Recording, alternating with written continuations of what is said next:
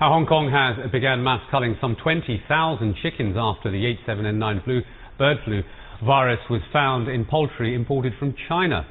With the H7N9 market, where the virus was discovered on Monday, will be closed for the next 3 weeks for disinfection. Live chicken exports from mainland China have been suspended for the next 3 weeks. Local farms are also banned from supplying live chickens to the market. 會傳染㗎嘛，咁我梗係寧願食少啲啦，好驚㗎嘛，近住過年仲更加啦，即係非同小可㗎嘛，呢個菌會死人㗎嘛都。Hong Kong Bureau Chief Roland Lim joins us now live. Roland, are there any other steps being put into place to monitor poultry coming in from the mainland more closely? Well, over the weekend, the government had just introduced a more accurate way of actually screening mainland poultry imports for bird flu.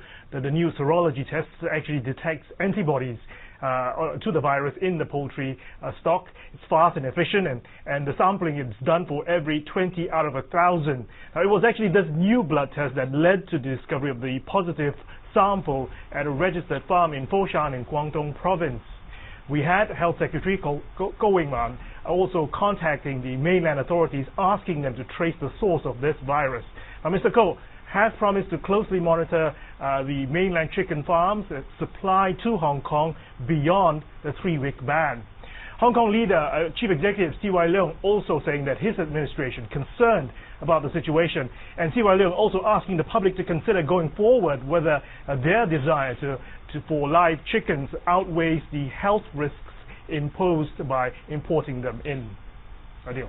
And Roland, of course, this suspension for 3 weeks comes at a time where we're right in the middle of almost the Lunar New Year celebration. So how have the people been reacting to this ruling so far? Well, you heard the wet market there, a housewife, and as you can imagine, poultry traders and farmers really angry about the situation. The city imports some 7,000 chickens from the mainland daily, and as you said, the ban couldn't come at a worse time. Chicken is particularly popular ahead of the Lunar New Year, which takes place on Friday. They are cooked as part of celebratory meals. Now, some traders actually staged a protest at Government House late last night, with one trader saying he'll lose up to $650,000 because of the suspension.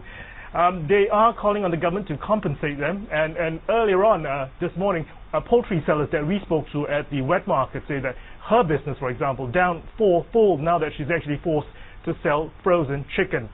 As for restaurants, well, they seem to be less affected because 10 years ago, after a series of bird flu outbreaks, most Chinese restaurants these days have switched to chilled chicken supplies. Okay, many thanks. There are Hong Kong